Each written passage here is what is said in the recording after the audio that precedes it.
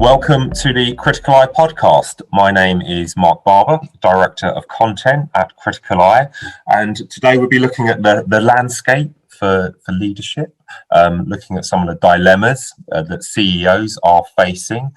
Delighted to have Criticaleye's CEO, Matthew Blagg, with me today to discuss this. Hi Matthew, how are you? I'm extremely well, Mark. I'm good form. Enjoyed the summer like I'm sure we all have. Although I got very wet last night, so I'm still recovering. Do you feel rested and reset, Matthew, for the autumn push? I certainly feel as rested as I could be with having a 3-year-old, and I don't think you ever feel rested with a 3-year-old. Okay, so lots to discuss today. I'll be drawing on some of our CEO research as well, which I do urge listeners to look at, because there's some fascinating findings in there. But I throw this question at you first, Matthew. It's a complex picture for senior leaders at the moment. What would be some of your observations about what you're seeing in this landscape for leadership?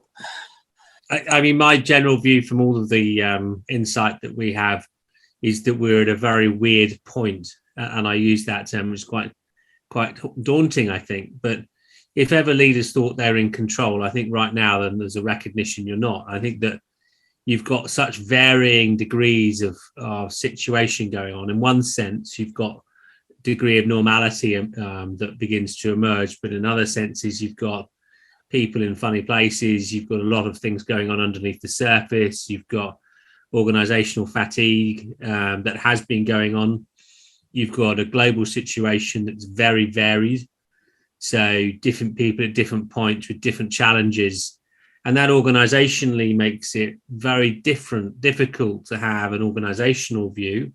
And I think that puts a huge amount of pressure on leadership teams at a point when I think they're a little bit tired. And I think we're also at a point when there is pressure coming from those core stakeholders, whether that's government, shareholders, or the board itself. So I think it's a really interesting point in the journey. And I think predictability is still very hard. And I think that's one of the core things for a CEO when your role is to set the pace. I think setting the pace is still a dark art right now. And that makes it, I think, very, very difficult for CEOs. Yeah, because it's interesting, isn't it? Because you can't be too cautious, but then it's difficult to push ahead because it is still so uncertain. I mean, from a macroeconomic landscape, I think it's interesting, isn't it? Because in say the UK at the moment, it feels rather normal, possibly the most normal it's been since pre-COVID. But then if you look at some of what's happening at the moment, I mean, global shares are falling for the 5th consecutive day, which puts them at their sort of biggest weekly drop since February. You've got slower growth in China than was anticipated, concerns over the Fed tapering its asset purchase program, and obviously you've got the Delta variant. And so I think when you look at it globally, it's multi-speed. It's in some ways this term's being used more. It's a K-shaped recovery. I mean, you have a sort of international perspective from the conversations that you're having. Are you really feeling that when you're speaking to execs, say in Asia? I think on a positive, I think that there's much more alignment globally on that scenario than there has been probably at any other point through COVID, in the sense that I don't think there's anyone I talk to who feels free and happy. I think everyone feels under pressure. I think there is a sort of a tiredness because this has gone on for some time, and a recognition that there isn't a right strategy. And I think that's what you're seeing. All of it's beginning to merge together. And so I think that bit of it, whether I'm talking to a CEO in Asia or the UK or the States, I think that underneath the surface, you've got a very complex scenario. And I think even the most positive CEOs have a degree of confidence that isn't built on strong evidence, but is built on bravado. And I think that's quite hard and does mean that they're exposed. And you can feel that there is a rawness about leadership at the moment. Yeah. The word agility has been used throughout this pandemic, and clearly it was being talked about before as well. But in our research across the HRDs, CEOs, it's identified as the number one area of change within their organisations. This needs to be more agile, and I know at our forthcoming NED forum you're going to be talking about this in a session. What do you think this word agility means at this particular point for organisations? Well, I think that the point around agility is obviously about being able to adjust and take advantage and move fast. I think that you've got to, though, link that to resilience and culture. And I think that the point within it is, I think, yes, you've got to have agility, but you've got to have resilience and you've got to have a forward culture. And I think that combination at the moment is really tricky. And for CEOs and leadership teams to get the balance right between pushing and being more agile, but also making sure that you have the resilience, and whether that's people or structures and processes, because there is a danger in this, and we're seeing that come across, where you're pushing a very agile scenario, but actually the people and processes are lagging behind that. And I think pace is really, really key at the moment. And I think for CEOs, making sure you don't go too fast. I think you can become very, very, very unstuck in this environment if you get that pace wrong. So you've got to be just at the right point, pushing the agility, pushing the speed, but making sure that you get that balance right. That really brings in the board, doesn't it, at this juncture? Again, that relationship between the CEO and chair, that has to be absolutely spot on at the moment, doesn't it, and aligned. Well, I think alignment is always a key component. And again, I think we've come from a period where there was general alignment. I think there is more discord now, because I think there's more variables. There's more questions about that pace. There's more complexity around it. And so I think that we're at a particularly interesting point where I think that boards can be too disconnected to the organization operationally.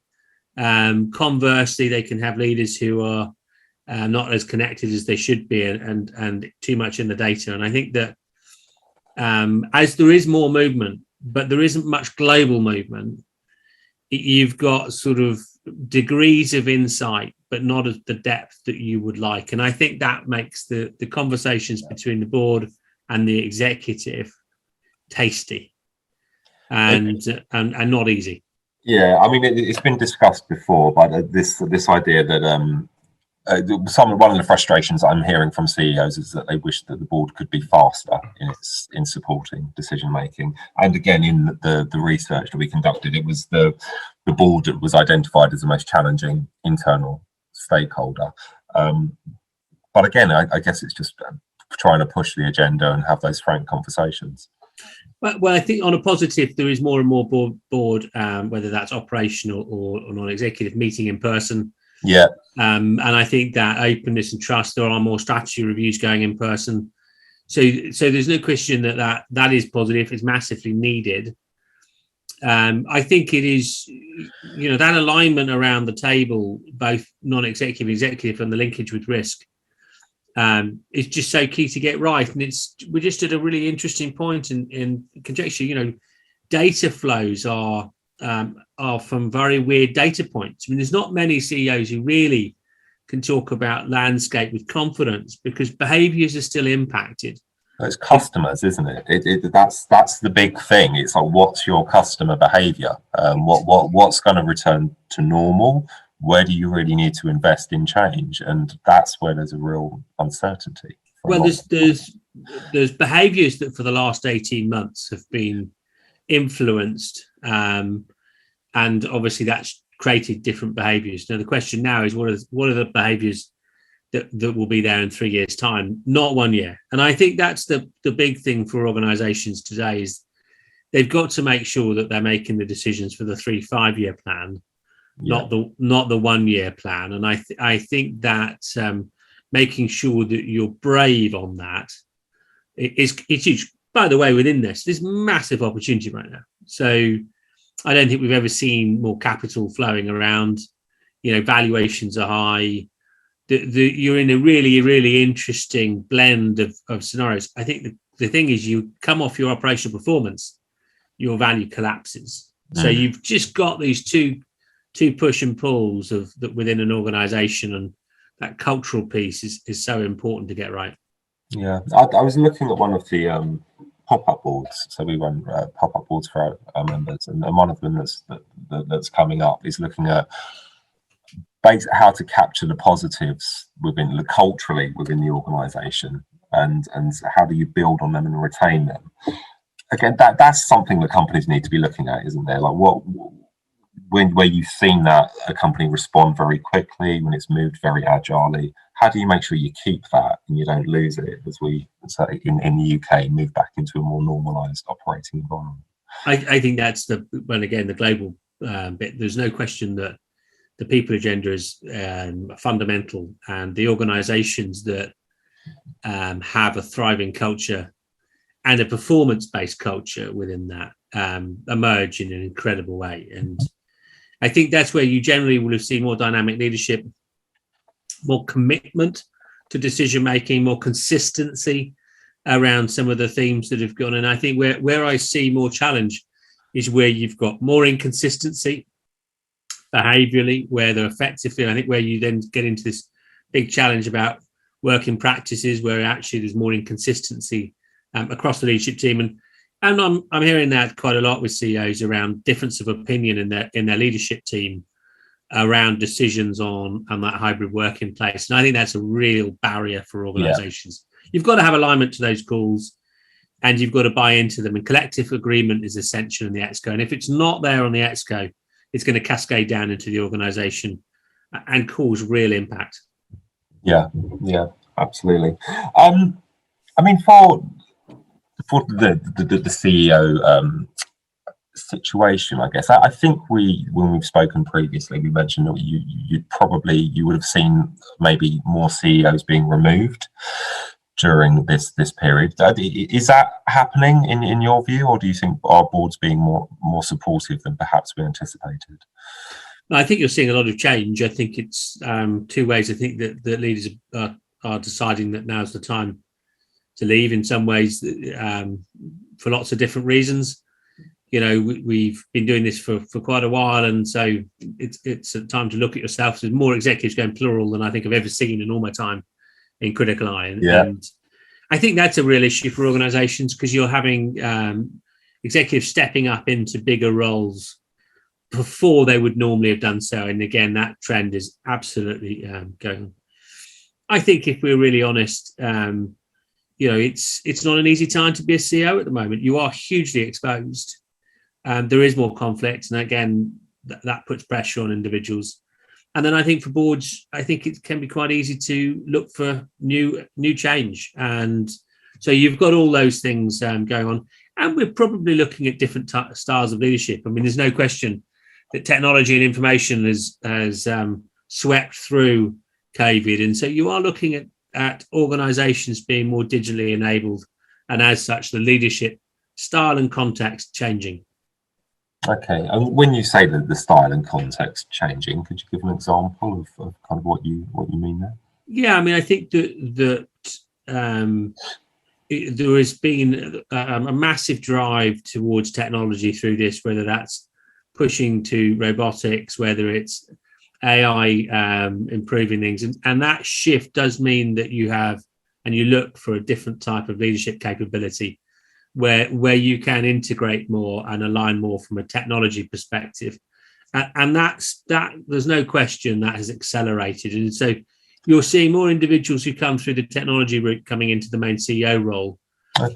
And that's I think that's accelerated massively through COVID. I think it was going on anyway, but it's accelerated, and I think that diversity of skills around the table is probably accelerating. If you see non-executive, the digital competency in the boardroom now is a mainstream subject, whereas I think it was always one which was talked about, but it wasn't mainstream, and you're definitely seeing that become more visible.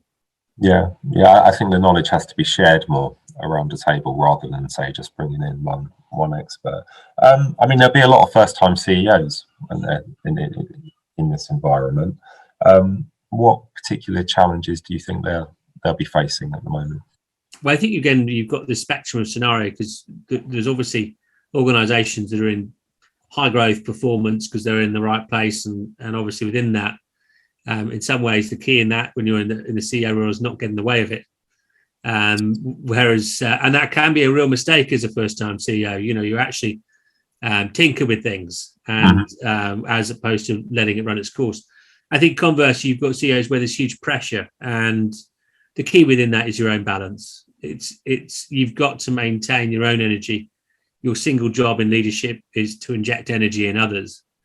And I think there is a danger that you drop down in your organization. You've got to stand up. You've got to back your team. If you've got the wrong team, you've got to change them. You've got to make sure that you empower underneath you, and you establish that trust. And I think that can be quite hard in your first time. And there's a danger of over-promising. I think generally, setting out a strategy will be challenging in this environment. Setting out a strategy is challenging in one sense, but actually I don't know that it is, in the sense that, again, strong leaders are able to articulate a strategy that can flex, and but they're clear about that and concise, and they can get that across to their stakeholders. I think CEOs who don't have an ability to articulate the flex will find themselves in quite a tight position, because then when it doesn't quite work in the way that you thought about it, they'll be held accountable. So I think that, and what they can be clear on is the purpose of the organisation. They can be clear on the purpose, and I think they can be clear on the strategy and the flex around the strategy. I don't think shareholders are stupid. So the reality is that ambiguity, but making people aware of ambiguity, is achievable. I think that when you're not making them aware of the ambiguity, and then actually you underperform or things don't work out, I think that's poor. People have got to buy into the 3 to 5 year position, not the 1 year position. So the big mistake for a first-time CEO is they deliver on the first year numbers, but they don't deliver against the 3 to 5 year plan. You've always got a honeymoon period. Your first year, you're not accountable. So that would be the mistake that I would see a first-time CEO making now, is trying to deliver on today's plan, as opposed to setting out where we're going to be in 3 to 5 years. Not how we get there, but making sure by the end of the year you can build that journey. Okay. On a more personal level, for CEOs, I mean, we've been asking this question about, do you feel isolated in your role as a CEO? The last time we asked it was 72%, which was 14% higher than the time before. Again, that's it's much higher, much higher than when we ever asked it before. And I don't think it's just about remote working and working at home. I think this is something more sort of existential about what it's like to be in leadership at present. Your thoughts on that? Well, I'll go back to my original comment about weirdness. I think that it is weird. And, normally, to a certain extent, CEOs by its very nature are like control freaks and feel they are generally in control. I think you scratch the surface of most CEOs and there's a recognition they're not. And, normally when I sit down with someone, about question 3 now, there's a discussion about the weirdness. Question one is very much, the world's great. 2 is, well, maybe these things are happening. The third one is, it's weird.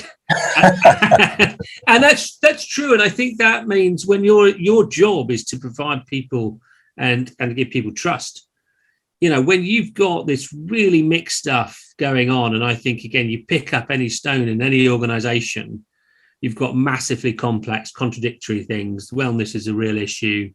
You've got reorganizational elements. You've got degrees of in-person, not in-person.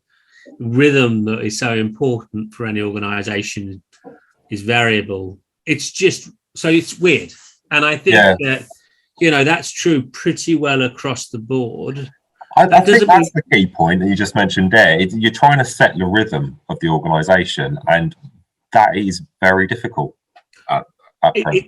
It's difficult, and I think you've got to hold ground and you've got to believe that you're in the right place. It's a bit like being in a storm as a sailor. You know, you've got the compass saying you're in a certain place and you can't see anything. It's pretty murky, and there are some big waves crashing into you. Now, the reality of that is any sailor who's been in that situation, you know, knows that you've got to sit there and get your way through it, and even, however uncomfortable it is, but you know that you're not in control at that point. And I think that's true where we are in the leadership agenda. Is a point when you've got to stay at the tiller. You've got to be seen to be leading, even though you don't know where all the moving parts are.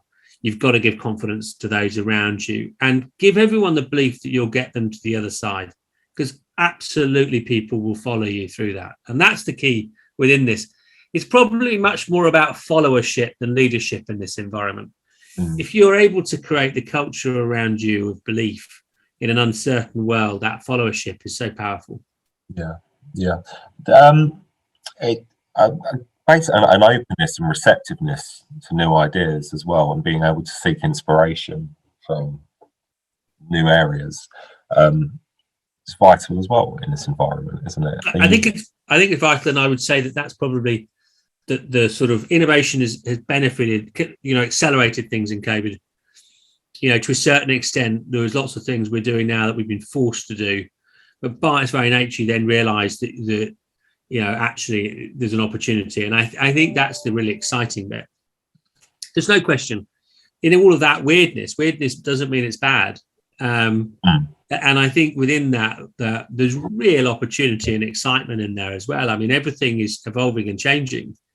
And so there's also this really exciting time in a leadership perspective. I've always felt that leaders should, you know, go in because actually they want things to be a bit spiky. They want it to be a bit difficult. And I actually think that's key at the moment. You should be thriving as a CEO. You might be lonely, you might be isolated, but you should be loving it.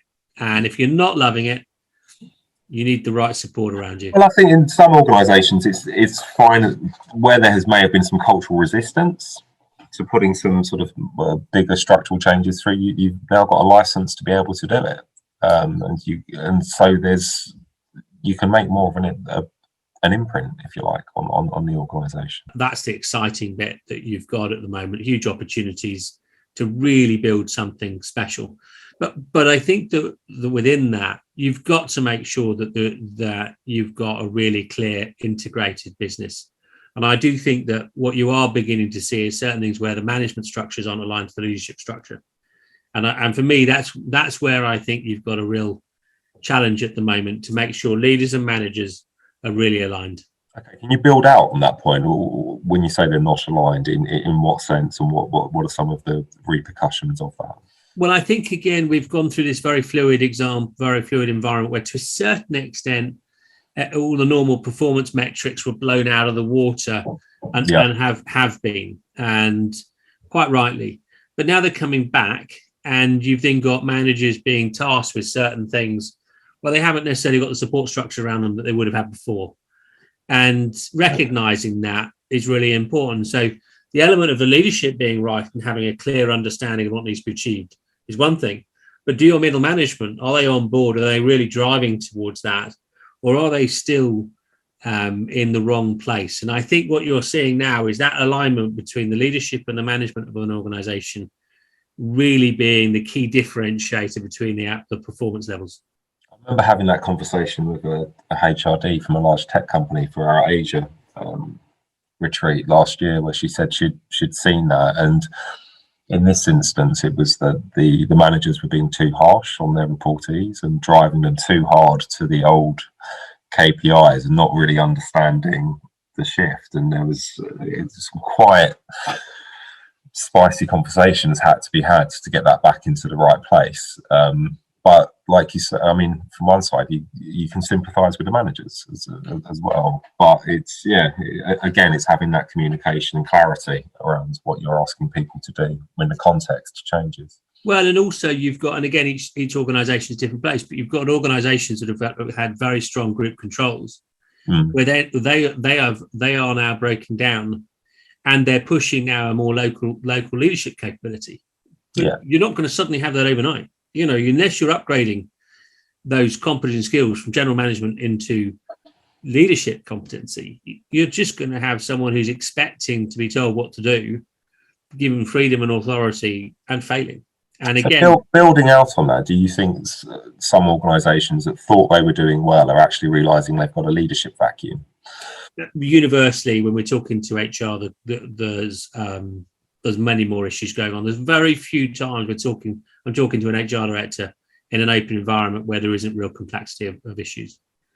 And again, it comes back to the weirdness. I don't think anyone should underestimate the complexity in their organisation, whether it's management, leadership, or people. It is really complex at the moment, and we're heading towards. We still don't know whether there's a storm ahead or there's a lesson of it. So it's really murky, and that people bit and that alignment and that energy is really difficult to do. Okay, thank you. We're coming to the close now, and I wanted to ask you this question. I mean, you've been involved in supporting and mentoring senior executives for 20 or so years now. What do you think you've learned about leadership during this pandemic? I think that the big thing that you take from it is you're not in control. And I think that individuals who go up through an organizational structure can be quite control oriented. CEOs by their very nature, I think, quite like control. I think if anything that we've learned in the last 18 months is that you're not in control, and you've got to be able to visualize sort of things from a different perspective. You've got to be curious, you've got to be open, you've got to have different reference points. And there's no doubt in my mind that leaders who effectively have the ability to reference outside of their area are outperforming. They're able to think differently and take advantage of changes. And that's what you've got to do in a world that's changing and changing faster.